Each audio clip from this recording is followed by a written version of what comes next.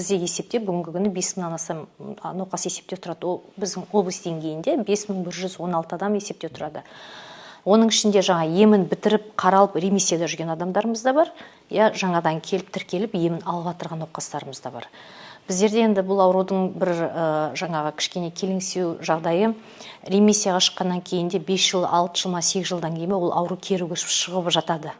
Толыққанды емін бітірді деп біз айта алмаймыз. Сондықтан мына есепте тұрған науқастарды біз есептен алмаймыз. Ол қанша жыл өмір сүріп жатса да біз есептен шығармаймыз. Бір жаққа көшіп кеткен жағдайда неде ғана болмаса, ол жаңа емін бітіріп келмейді бізде кейінде, көбінде біздерде жаңа емхананың қызметкерлері звондап шақырып, диспансеризацияға шақыртады. Қазақстан бойынша онкологиялық диагноз қойылған мезеттен бастап барлығы тегін. Тексеріс, емі, консультациясы, ол осы жақтың Атыраудың азаматы болып, Алматыға, Астанаға барам деген өзінде де емі бәрі тегін болады.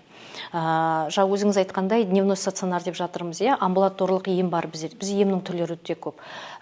Күндізгі аурухана бар, оған тек келіп, емін алып, кешке үйіне кететін түрі бар. Амбулаторлық деген бар, келіп дәрісін алып кетеді, бір ай үйінен дәрісін ішеді. Сосын бір айдан кейін дәрісі біткеннен кейін анализдерін тапсырып кері келеді.